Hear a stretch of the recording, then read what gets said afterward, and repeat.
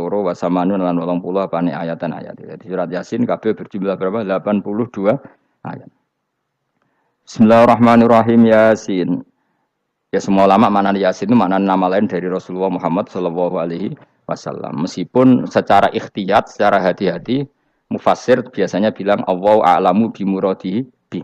Allahu ta'ala a'lamu dat sing pirsa bi muradihi kelan kersane Allah bi iklan Yasin. Tapi kita tahu secara ahwalul ulama, ya saya ulang lagi, kita tahu secara tradisinya ulama tetap mengatakan Yasin maknanya ya Muhammad. Buktinya terusannya apa? Innaka laminal mursalin. Innaka ke siapa coba? Ke Nabi kan, Nabi Muhammad. Berarti Yasin wahai Muhammad kamu adalah mursalin. Apalagi ada istimal yang sudah konsensus seluruh dunia. Misalnya sholatullah, salamullah ala toha rasulillah, sholatullah, salamullah ala Yasin habibillah. Jadi makanya saya berkali-kali bilang, saya pernah ngisi pengajaran tafsir di Madura juga bilang gitu.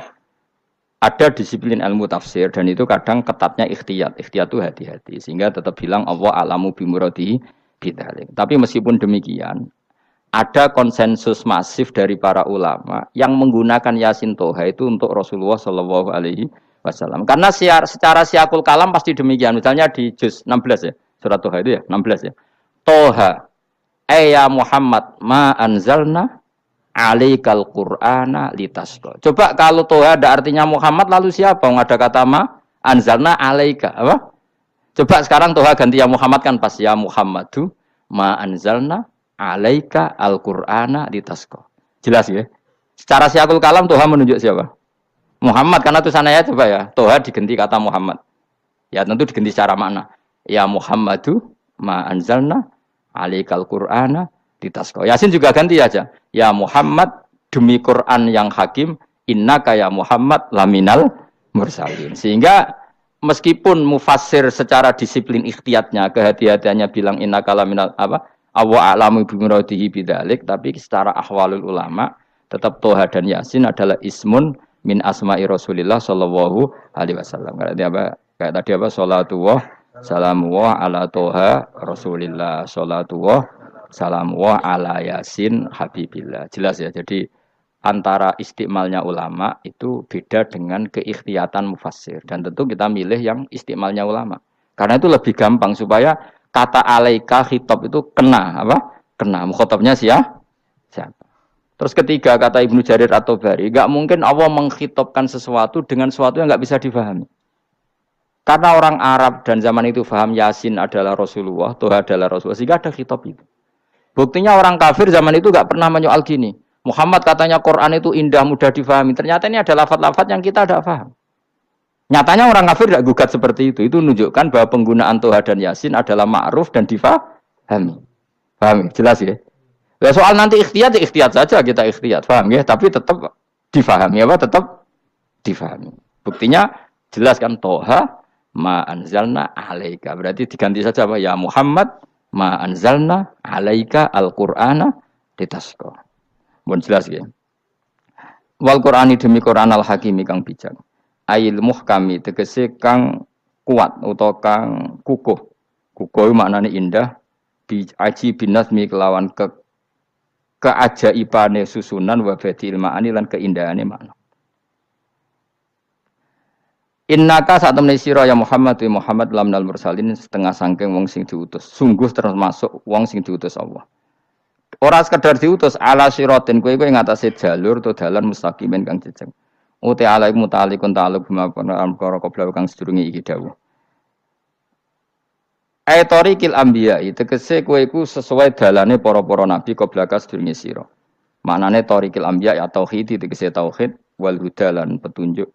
Wa taqidu tinau kiti bil qasami iklan qasam wa ghairi lan liyane qasam ngrad niku nolak liqaulil kufari marang pengucape wong kafir lagu maring nabi wong kafir komentar ning nabi napa lasta mursala Muhammad iku ra rasul. Terus Allah jawab innaka laminal mursalin. Tanzilal azizi kang kowe iku dadi rasul mergo entuk turunan untuk keturunan Quran sing aziz sing tanzilal azizi.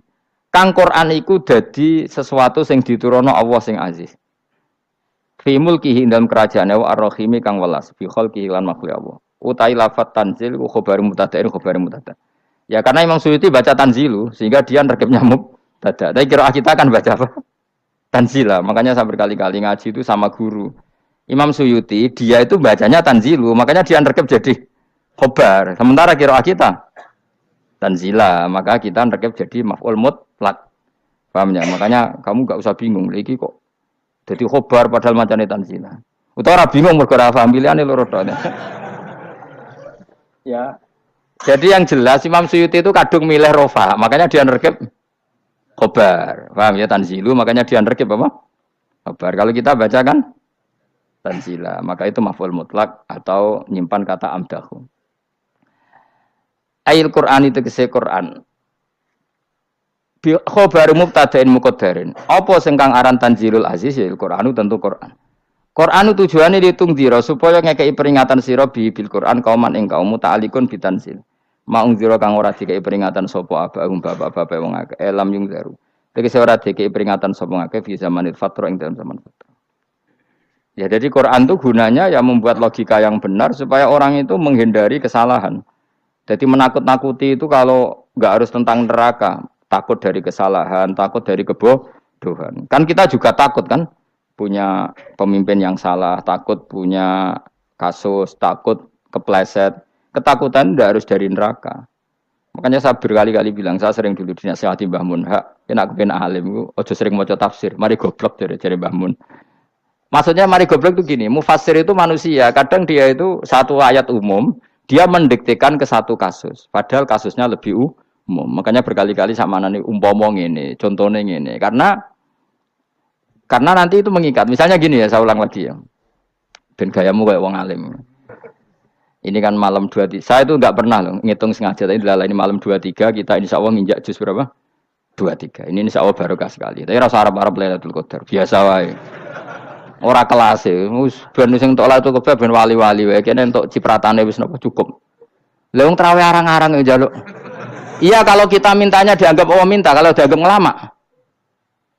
Coba andekan kapasitas Anda itu RT, minta jadi presiden, itu ngelama apa doa? Tidak jawab saja. Ngelama. Jatah kamu untuk azab, kok jaluk Lailatul Qadar, ngelama apa Anda? Mestinya jalukmu orang untuk azab itu bagus sih. Paham ya? Banyak ulama diajak istisqa gak mau. Banyak itu ulama. Ayo istisqa kita karena sudah lama gak hujan. Kata ulama tadi, jatah kita ini kena hujan batu dari langit. Gak hujan batu sudah bagus, gak usah minta. Ulama macam-macam. Lah rai-rai ngene iki pantese entuk Lailatul Qadar untuk adab, ayo jawab. Ayo. Orang untuk adab wis bagus. Yo dadi dongane ya Allah. Ampun jenengan siksa la tu'akhidna. La tu'akhidna maknane njuk Lailatul Qadar kok ora disiksa. Ya makam kita itu masih Rabbana la tu'akhidna. Iku supaya gak disiksa innasina waktu kalau kita salah. Kowe kan gak kalau. Wah sudah salah bro. Jadi donga innasina akhtana sange apikane pangeran wae ditambahin kalau kita salah. Kalau kita kan sudah tidak kalau lagi sudah. Sudah jelas salah berkali-kali lagi. Mbok wong diisin. Njolak jaruk Lailatul Qadar gak diisin. Tapi oleh wong pangeran apian. Pangeran kan tapi misalnya pangeran ora aku luwih apian timbang aku. Jadi sowe disahno permintaan. Tapi gak dikabulno. Mau disahno tapi ora usah di sana itu iman jalin dan goblok piye meneh macam-macam. Makanya doa paling fair itu ya Rabbana dzalamna anfusana wa lam taghfir lana wa tarhamna lanakunanna. Makom kita itu di sepuro pangeran. Sing bener donga wong traweh-traweh lho ning Tuban ning Jogja wis bener apa innaka afuwun karim tuhibbul afwa fa'fu anna. Ora ana guru-guru kita donga ya Allah anilna lailatul qadar ya Allah ka ono sarahku kiye kita ono ngajarno ngono ya Allah innaka afuwun karim tuhibbul afwa fa'fu anna. Jenengan kandat sing kathah nyepurane lan seneng nyepuro himpun jenengan sepuro. Iku wis bagus sudah bagus. Dak ndelok lailatul qadar gresuk ndelok srengenge. Terus ndelok angin. Angger daerah Gunung Kidul banter terus anak-anak. Boy wong tahu diri, maksud kula nggih tetep minta Lailatul Qadar tapi tahu diri. Misalnya suwe bar sedekah, puasa bar salat 1000 rakaat, terus utang mesti sahur, ambek togo-togo sing mbok dolimi jaluki sepuro. Pas kowe tenan mergo ngrasa ora dolim, nduk Lailatul Qadar. Tapi kira ngrasa ora dolim wis ujub sombong. Wong sombong ora berhak meraih. Lah terus piye Gus? Ya biasa wae, pokok biasa wae.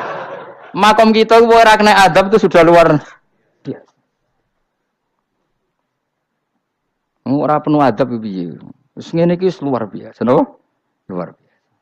Mun nang ngandel kula, mesti ngene iki keadaan seperti ini terus. Soale dongane wae Rabbana la tu'akhidna in nasina wa akhtana. Itu jadi itu sudah luar biasa. Nah, ini kan teruskan dawuh Mbah Mun ya. Misalnya Allah bilang gini, fattaku, maka takutlah kamu. Biasanya mufasir ditambahi minan nar, maka takutlah kamu masuk. Sebetulnya yang perlu dihindari dari kita, takut itu ya, takut salah, takut bodoh, takut terdolimi, takut mendolimi orang lain, takut hidup tidak ada gunanya. Tapi mufasir tentu milih yang populer, takutlah kamu dari api neraka. Coba misalnya gini, kita nanti masuk surga. Kemudian zaman di dunia kita tidak pernah berkampanye ya atau berkontribusi untuk agama Allah. Cara saya itu izin. Kata Imam Malik, saya masuk surga. Kemudian orang yang mencintai saya masuk surga itu saya malu. Rasulullah juga gitu. Saya sebagai pemimpin umat, saya malu masuk surga. Dan satu dari umat saya masih masuk neraka. Jadi ulama dulu tuh ketakutannya bukan sekedar masuk neraka, takut malu, takut bodoh, takut keliru, takut. Saya misalnya nanti masuk surga itu malu, andaikan saya tidak pernah ngajar tafsir Jalalain. Malu saya. Karena kalau tanya Allah, hak kenapa bu swarga? Terus duluan swarga. Tapi kalau pernah baca tafsir jalan kan anak keren nih. Keren artinya saya pernah mengkampanyakan Quran, pernah mengkhidmai Quran, pernah ngitmai kitab engkau ya Allah. Saya pernah ngitmai umatnya Rasulullah, yaitu sampean kabeh. Pernah mulang, pernah sowan. Saya tiap bulan sowan jenengan gak sopan tapi. Mulane kira usah bales sowan rono malah ganggu aneh-aneh. Kadang santri yo pidol, wis diulang cek sowan. Orang tuh kiai kalau sudah di rumah tuh milik keluarga biar fair. Bermulang cek assalamualaikum terus kiai ini kagok keluargane ku kapan?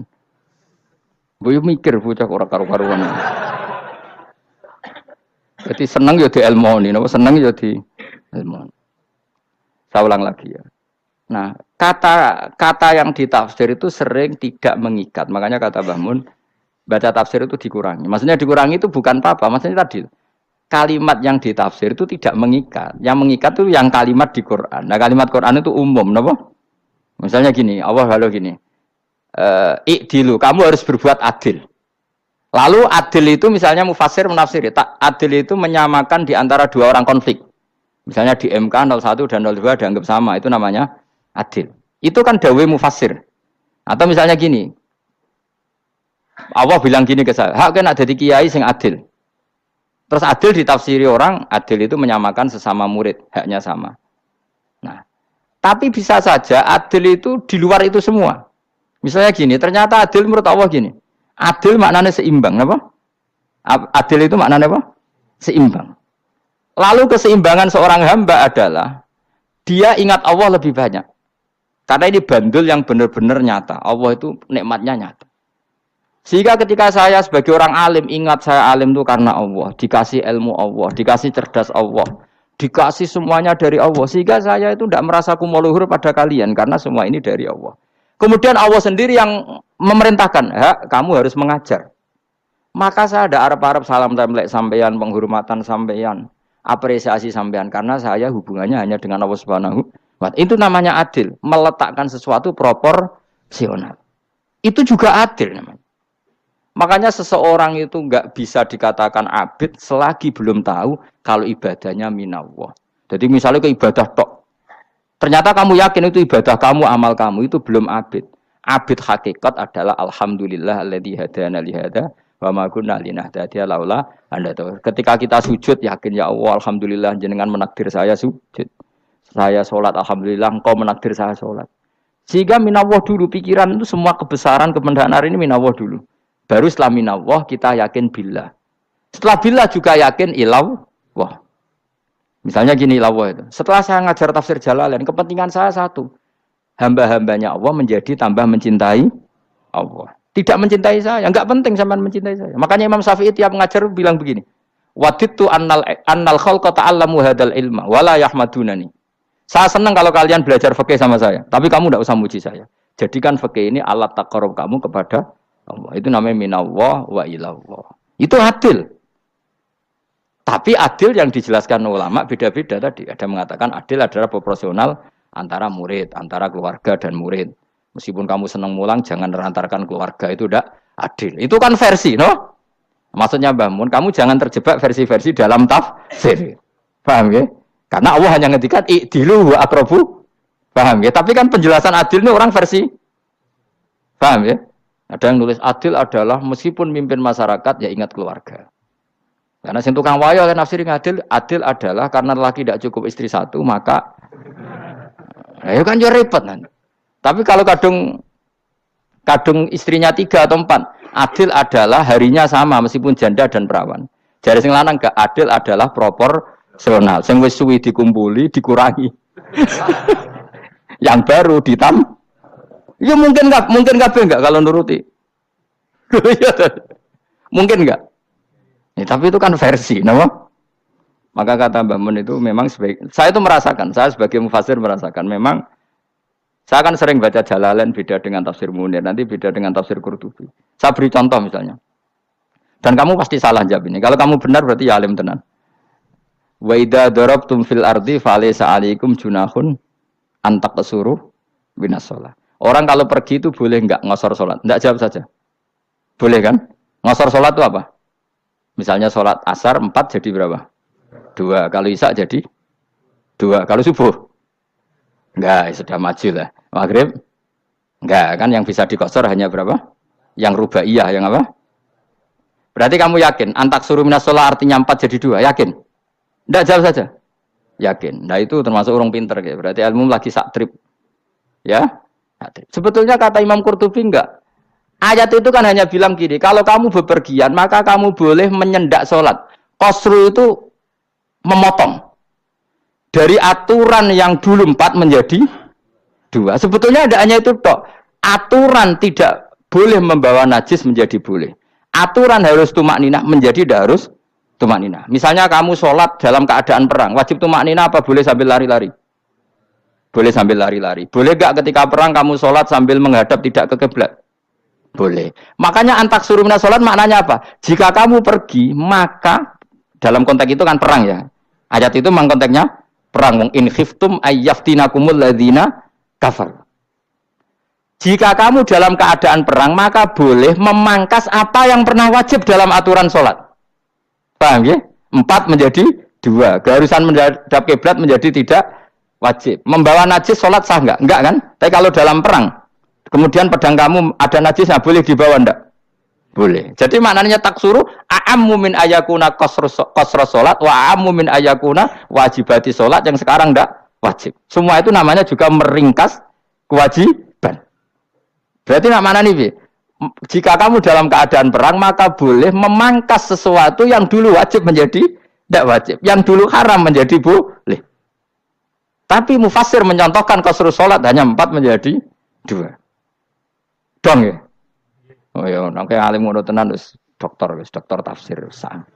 Engko tak iku sudah dhewe. Tapi ora perlu orang lain ngakui. Jadi itu contoh kecil. Jadi mufasir karena kebetulan dia tahunya hanya qasru sholat itu 4 jadi 2, dia itu. Padahal di tafsir lain diterangkan qasru itu artinya menyingkat atau mencendak atau memangkas. Dulu wajibnya sholat itu nggak boleh bawa sesuatu yang najis. Tapi kalau sholat dalam keadaan perang dan pedang kamu ada darahnya, boleh nggak dibawa?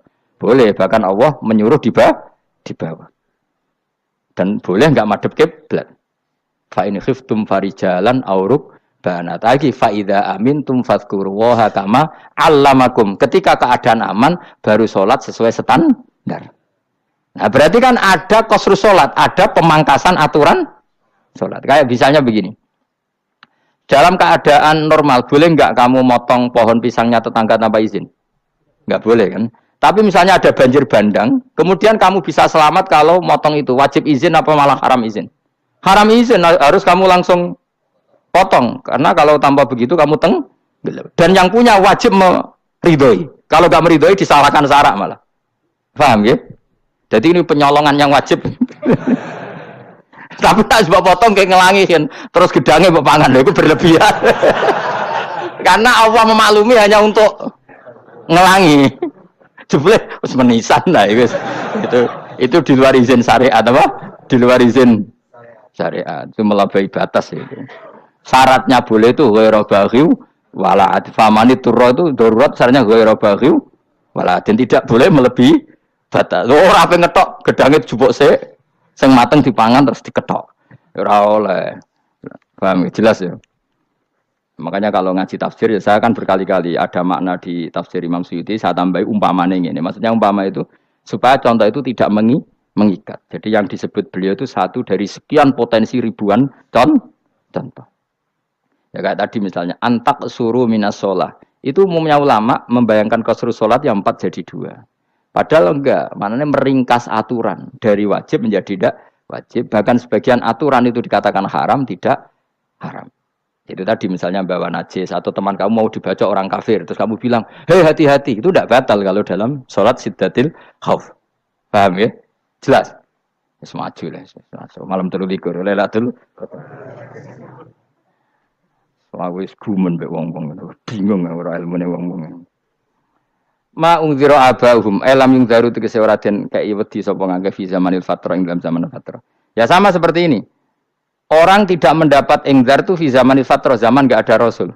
Tentu tidak hanya itu tok. Ada rasul tapi orang itu jauh dari komunitas ulama. Itu juga termasuk orang yang tidak mengalami ingzar. Jadi tidak mengalami ingzar bisa di zaman fatrah atau sudah ada rasul tapi dia jauh dari ulama atau jauh dari komunitas Islam. Itu juga komunitas yang tidak mengalami ingzar. Fahum mengkote wong akail kaum iku khafidun lali kabehane imani sing iman parustilan bener. Ya, contoh paling gampang itu nak dawuh yai mesti bener itu loh. Kalau kamu ngaji tafsir Jalalain ya yuhan nasu budu rabbakum. An-nasu biasanya tafsirikan kufaru Mekah. Napa? Padahal di situ nas semua manusia apa kafir Mekah?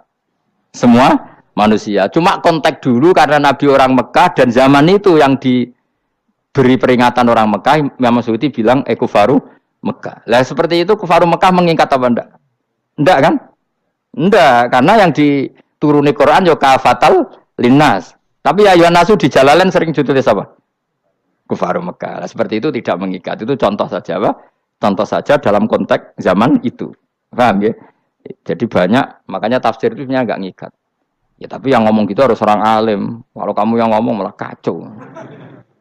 Kemudian ngomong sombong. Maksudnya kan manusia, saya juga manusia. Ngapain saya harus ikut? Ya sarap itu.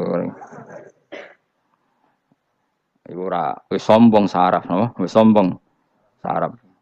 Lakot hakko teman-teman fahum, lakot hakko teman-teman nyata apa alqaulu apa titah, wajib tegese wajib manane nyata ala aksarihim. Ing atase akeh-akeh wong akeh bil adab. Lakot hakko teman-teman dadi nyata apa alqaulu apa titah anane azab. Wajib tegese wajib apa adab ala aksarihim bil adab, fahum mongko te wong akeh la yu'minu ora iman sapa akeh. Il aksaru tegese ute akeh wong ora iman. Zaman niku Mas. Ya, maksudnya zaman itu, tapi jengben gue buatan ngerti. Tapi yang mungkin Ba'da Isa itu semua orang iman, tapi ya banyak yang setelah iman itu tidak bermanfaat lagi karena wes napa matahari terbit dari napa barat. Hina la yanfa'u nafsan imanuha lam takun amanat min qabl. Inna saat temen ingsun ujalna ga ingsun fi anaqihim. Ing dalem gulu-gulune wong akeh tak gawe aghlalan ing belenggu. Bi ayu dhamma bi antu dhamma gambar ento dewi kumpulno ilaha maring anak apa alai di tangan. Di anal gela karon saat menewil iku yajma'u iso ngumpulno apa gil al yada ing tangan kal unuk maring geger maring napa gulu guri lho jenenge unuk. Wong Arab nak darani kene iku unuk, nak darani kene iku nakher. Ya jare wong Arab, ya kene iki unuk, kene iki nakher. Lah gulu niku ngeten, tangan didakok teng napa? Napa? Gulu. Napa jenenge jidok niku jidokne. Sing guri. Faya mungkote tangan ilaidi kumas muatun ting kumpulno ilal atqoni maring dagu. Niki lho jenenge dagu. Jam'u dzakonin wa ya mustama'ul lahyan. Kumpule dua dagu atau dua wang nek jomanan. Fahum mongko te wong akeh mukmahuna iku dadi bunder sapa wong akeh. Manane rafiuna ngangkat wong akeh ruusahum ing sirahe wong akeh. Lastatiuna ora iso mampu sapa wong akeh khawdaha ing ngendhekno ruus. Menan dhewe maksudi wa ta iki mutamsilun muk bayangan, muk tamsil gambaran. Mulane kula gumun mbek ulama riyen. Tak contohno ya, nak ulama dhisik utop. Wong dhisik nak darani bun neraka digludungno. Wong kafir iso ben digludungno ning neraka. Iku ya pancen ngalim tenan wong dhisik. Mergo gambarane ngene, ora usah mbok praktekno sok ben, praktekno saiki wae. Nak praktekno sok ben kaya sok ben mlebu neraka. Dadi ngeten, wong nak lungguh ngene, wong Arab nak darani iki ason-ason. Terus ngeten. Ngeten. Niki jenenge apa? Dengkul. Dengkul itu kena dagu, terus tangan kena jidok. Dadi ngeten. Jadi wong wis dalam keadaan bunder. Paham ya? Lah mulane malaikat karek nyaduk terus gludung-gludung ngono. Paham ya? Jadi mergo yo napa? Dengkul nempel dagu, paham ya? Tangan nempel jidok. Terus ditaleni. Paham ya? Terus ya karek gludung dong, mulane wong kuno nak darane ben neraka iku. Oke bayangno saiki sok ben ra usah, gak usah mlebu maksudnya, paham ya? Mulane ape mlayu ora iso, wis posisi ngono, paham ya? Sebenarnya rasa delok, maksudnya itu praktekno saiki. Orang delok lho. Lah dawuh Imam Suyuti wal muradu te kang den kersakno iku annahum sak temne wong akeh la anu nek ora tunduk sapa wong akeh lil imani maring iman.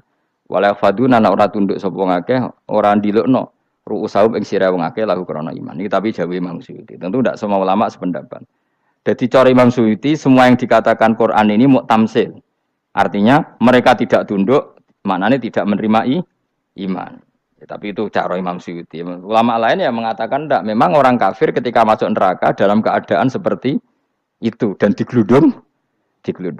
Ya tidak apa-apa sama-sama benar. Ya sama-sama benar karena ya Quran itu milik bareng, ya. Milik bersama. Jadi apa ya? Kan banyak kalimat kayak tadi mengkosor solat, meringkas solat. 4 jadi 2 yang meringkas, paham ya? Dari aturan ketat menjadi agak longgar juga meringkas. Jadi semuanya namanya memotong apa? Memotong dari 4 menjadi 2 ya memotong, paham ya? Dari aturan wajib menjadi tidak wajib juga memotong. Nah, itu kan sama-sama benar. Lihat nanti konteksnya. Wajah analan gawe sapa ingsun mimpeni aitim sanging ngarepe wong akeh sadan ing tutup. Wa min khalfim sanging gurine wong akeh sadan ing tutup. Fathisin sadan wa dhammiha lan dhamai sin sudan fil maudhi ing dalam panggonan loro. Faksena mongko ngekeki gelap ingsun ing wong akeh, fa mongko te wong akeh laib sirun ra ningali sapa wong akeh. Tamsilun iki ya contone aidon disat diturukil iman maring ketutupe dalan iman alih ngatasi kufar. Nak cari maksud kabeh iki mau tamsil. Dadi ngene. Dari depan kami kasih tutup, dari belakang kami kasih tutup, kemudian mereka saya kasih kegelapan. Maka mereka tidak tahu. Mananya apa? Dari arah depan yang mereka enggak ngerti pentingnya iman, dari arah belakang yang mereka tidak ngerti pentingnya iman, maka mereka buta, artinya tidak iman. Itu dari Imam Suyuti. Tamsilun aidoni hanya perumpamaan lisat diturukil iman, yaitu tertutupnya jalan-jalan iman.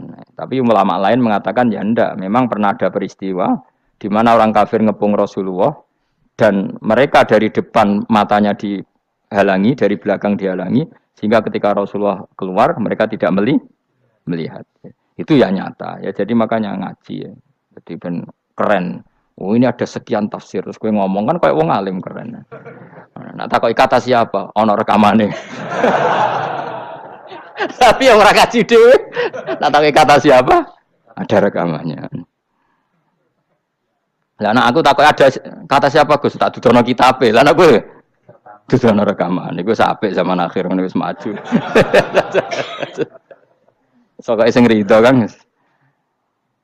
Enak kok Kang jadi orang alim gue enak. Nanti itu jadi orang alim ya rugi. Tadi nanti kan gitu. Syekh Abdul Qadir masuk surga. Entah ini gelombang kedua dan para penggemarnya. Jadi akhirnya sing alim tenan yang mlebu swarga, sing kedua dan para penggemarnya. Iku ora usah alim Kang, cukup penggemar. Jadi aku sebenarnya rugi kan. Gus Pak masuk swarga kedua dan para penggemar. Waduh. Terus jebule padha ae. Iku saking rahmane Allah. Kenapa? Kan masyhur itu hadis itu. Rasulullah itu ada sahabat nangis, enggak bisa tidur nangis. Berhari-hari enggak bisa tidur nangis. Hanya karena ingin punya satu pertanyaan. Lama-lama ketemu Nabi, ya Rasulullah saya sudah berhari-hari enggak bisa tidur. Ingin menanyakan ini tapi tidak berani. Coba kamu tanya saja. Ya Rasulullah, saya ini kalau mati, engkau kan suatu saat dipanggil Allah. Saya tidak ketemu engkau. Makanya mumpung sekarang saya tak melihat wajah engkau sekuat-kuatnya, sepuas-puasnya. Kata Nabi, ya. Terus, kenapa? Ya kalau engkau di surga, saya di neraka kan enggak ketemu lagi. Atau kalaupun engkau di surga kan kelasnya beda, kan enggak ketemu lagi. Jadi kemungkinan dua-duanya itu enggak ketemu. Kata. Karena tadi bisa aja, ya artinya Nabi karuan di surga, saya di neraka enggak ketemu. Atau engkau di surga, saya di surga pun beda kelas, ya enggak ketemu. Terus kata Nabi, tidak begitu aturan mainnya. Almar'u ma'aman ahabba. Orang itu sesuai yang dia orang bersama orang yang dicintai. Jadi ya saya harus ikhlas kalau kamu saingi nanti. Ya, takdir no. Takdir. Wasawana ni padha uga ale ngatasi wong akeh angger tau te ngekek peringatan sira gumeng wong akeh tahqiqil hamzatin angger ta. Wa ibdari saniyati alifan angger ta humata sili ala nasil hamzah Wa itu khali alifin wa bun alif bin al-musahal antara hamzah sing ditasil wa ukhra lan ya wa tarki lan tinggal itu khali. Am lam tungzirhum wong ra wis bakat kafir mbok elingno cek ra mbok elingno tetep la yu'minun ora gelem iman. Lah sing iman iku sapa inama tungziru mestine ngelingno sira. Maksude yanfa'u tegese manfaat iku ing daruka peringatan sira. Peringatanmu manfaat man ing wong ittaba kang anut sapa man adzikra ing Quran il-Qur'an tegese Quran. Wa khasyalan wedi sapa man ar-Rahman ing Allah sing Rahman bil ghaibi padahal ora roh pengiran. Ya khofa tegese wedi sapa wong ing Allah toh walam yara ora ningali sapa wong ing Allah. Nane bil ghaibi itu apa? Takut Allah dalam keadaan toh dia tidak melihat Allah lang. Mereka tak tafsiri bil ghaibi barang gaib ning Indonesia terjemahannya hantu. Melihat alam gaib itu maknanya apa dalam bahasa Indonesia? Hantu. Mulane bil ghaibi rata terjemah apa? Ya namanya ini wa khasyalan wedi sapa wong ar-Rahman ing Rahman bil ghaibi padahal dene ra roh langsung. Ya ora usah diterjemah ya. Terjemah dadi apa? Barang gaib malah repot. Fabasiru mongko ngekeki berita gembira sira ing man bimaghfiratin kelawan pengempuranan wa ajrin dan ganjaran karimin kang terhormat. Orang yang seperti itu yang ngikuti Quran dan takut Allah itu layak mendapat maghfirah wa ajrin karim wa ta'ala juru karim wal jannatu swarga. Inna satamene ingsun wa nahnu ya ingsun iku nuhyi uripno ingsun al mauta ing wong sing mati libasi krana pas. Wa naktubulan nulis ingsun fil lauhil mahfuz ma ing apa wae kodamu kang nglakoni sapa ngake fi hayatihim. Di Lauh Mahfuz apa yang pernah kamu lakukan ditulis min khairin kaapian wasari dan kaelean liyujazau supaya diwales sapa ngake alih ing atase iki. Wa atharahum lan yo tak tulis bekas-bekas kelakuanem. Matek saya perkara ustuna kang digawe sunah apa bima badam sak usah ngake. Jadi perilaku kamu ditulis setelah kamu mati masih ditulis yaitu bekas-bekas sunnah kamu yang pernah kamu lakukan. Jadi misalnya kok penemu judi, selama ada orang judi ya kamu dapat, paham ya? Paham ya? Loro gak ya? Makanya ulama ngendikan dulu tubalil amwat, tubaliman mata wa matat ma'ahu dunubuh. Bejo wong mati kemudian dosa-dosane melok mati pisan. Maknanya dia mati dalam keadaan tidak pernah melahirkan sunnah keburukan, paham ya? Tapi bejo wong sing mati, kemudian dia meninggalkan sunnah kebaikan yang diikuti terus. Kok sampean ini lo bener? Gak paham jalan lah, nggak jalan nggak turun ngaji. Sehingga sebenarnya anak gak paham lah ya gowo. Lo kok gowo jalan dong? Bisa bapak arah paham lah ya gowo. Itu sudah bagus. Apa? Bagus. Jadi pokoknya anut anak ya anut. Pokoknya keren, pokoknya keren sampean keren. Jadi nanti sebenarnya anak tuku jalan, tak kok kok tuku jalan? Dhisik bapak aku ning lemari iki ono jalan. Lah tapi dhisik bapak paham yo ora paham bodoh. Wes stop, stop. Jelas ya gitu. Wanak tubuh mangkodamu wa atharoh. Makanya sisa-sisa amal kita, bekas-bekas amal kita semuanya adalah ditulis sampai Allah Subhanahu wa taala. Mulane kula kepengin jenengan nate syukuran, pisan-pisan nate syukuran. Pertama anak kita bisa sholat. Guling-gilingan banyak orang syukuran perkara ulang tahun. Kenapa pertama anak kita bisa sholat, kita tidak pernah apa? Syukuran. Padahal sholat itu yang menjadi identitas anak kita, kehambaannya ila yaumil kiamah. Mbok ya orang itu gitu. Sehingga nanti anak kita tuh senang sekali. Itu saya itu kalau agak marah, itu anak saya yang paling kecil, baru umur 6 tahun. Itu tahu-tahu bilang, "Pak, saya sudah sholat." Karena dia tahu, saya itu paling terhibur kalau ada berita sudah sholat. Jadi itu penting supaya orang itu tahu orientasinya bapak itu sholat. Jadi jangan sampai terus anak kita kalau ulang tahun syukuran, tapi pas sholat kita dingin-dingin saja. Lama-lama anak kita berperasaan sholat itu tidak penting. Buktinya apresiasi bapak biasa saja. Itu contoh kecil. Sehingga nanti tertanam. Anak kamu tertanam, nanti cucu kamu tertanam. Jadi itu namanya asar. Apa? Asar. Jadi harus seperti itu. Jadi ya itu namanya asar. Makanya Nabi Ibrahim nggak berani minta uang sama Allah. Minta rezeki nggak berani. Tapi kalau dia menyebut sholat dulu baru berani. Rabbana liyuqimus sholah faj'al afidatam minan nas tahwi ilaihim warzuqhum, kata Ibrahim, supaya mereka kuat sholat ya Allah. Enggak apa-apa kamu kasih makan, supaya kuat sholat. Karena kalau Nabi Ibrahim hanya berdoa, ya Allah kasih mereka makan. Nah di zina, gue demenan, gue judi. Nabi Ibrahim melok dosa. Makanya dimulai Rabbana liyuqimus sholat, supaya mereka kuat sholat ya Allah. Enggak apa-apa mereka kasih makan. Tadi supaya di sholat jadi pokok. Kenapa kita makan? Supaya kuat sholat. Andai kan Ibrahim hanya berdoa supaya kasih makan mereka. Kemudian kekuatan itu dipakai maksiat. Ibrahim kan ikut dosa. Itu sirinya kenapa doanya Robbana liyuqimus sholat. Ya. Jadi kata liyuqimus sholat didahulukan. Apa? Supaya mereka kuat sholat. Maka kasihlah makan. Kasihlah rezeki. Jadi supaya sholat jadi pusat tas. Itu harus dilatih. Ya tentu kamu ngelatihnya sidik-sidik. Wong anake sapa kan gitu, tapi ini kan cerita aja. Maksudnya orangnya biasa wae, maksudnya biasa wae. Maksudnya iku mau cerita. Kowe gelo ya monggo, terus mutung ra ngaji ya monggo, gampang. Kowe ra ngaji, aku golek murid kok kowe gampang. Kowe golek guru koyo aku kangelan. Ya maksudnya sing gelem ngalah teko kan. Oh, liyane larang kang nyewane.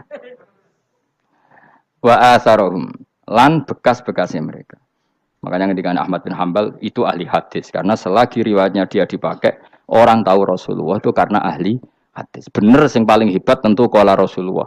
Tapi apa artinya qala Rasulullah kalau enggak diriwayatkan dari ulama sampai kita. Tapi apa artinya sampai kita nak gak ono sing ngalahi maca ngene iki. Buruhno maca ngene. Paham nggih? Ayo jajal ketuku kitab Musnad Ahmad. Nak ra roh gubedi larang ngono tok. Mergo ora ono sing maca ra roh isine, paling kenangan apa? Gudi larang. Tapi baru kayak ono sing maca kemudian bisa. Ini juga asar. Sebenarnya kowe oleh niru nek aku mati ngorek jalal. Oleh niru. Tapi aja niru sesate. Engko nang dadi ra karu-karuan. Jadi Imam Suyuti lho, tafsirku dadi ngono kuwi. Oh dadi rusak kabeh. Wa atharahum mastun nabihi ba'dahu. Kalau suwun nggih dilatih, kalau anak-anak sampean mulai bisa sholat, tunjukkan kalau Anda senang lewat syukuran atau lewat apa. Ya harus besar-besaran. Tunjukkan kalau kamu mengapresiasi secara senang, karena itu identitas kita. Apa identitas kita? Wa kullu shay'in ing saben-saben perkara. Nasobahu bi fi'lin fasil utawa nasbuhu. Nasbuhu ta nasabe lafat kullu shay'in bi fi'lin lan fi'il yufasil. Nasbuhu ta nasabe lafat kullu shay'in bi fi'lin lan fi'il yufasiru kang nafsiri ing fi'il apa dawuh ahsainahu. Ahsayna kullasain ahsay. Nah, berarti namanya wa kullasain lan ngitung ing saben-saben perkara. Wa kullasain lan ingsun ngitung ing saben-saben perkara. Maknane ahsayna tegese ngitung ingsun ing sa. Dobat nau tegese ngitung ingsun ing sa fi imamin ing dalam catatan utawa ing dalam kitab induk. Imam ku maknane kitab induk mubinin kang jelas. Kitabin tegese kitab bayin kang jelas. Wa ta'al kitabul bayin iku Allahul mahfuz lah mahfuz. Subhanallah wa bihamdihi adada khalqihi wa ridwana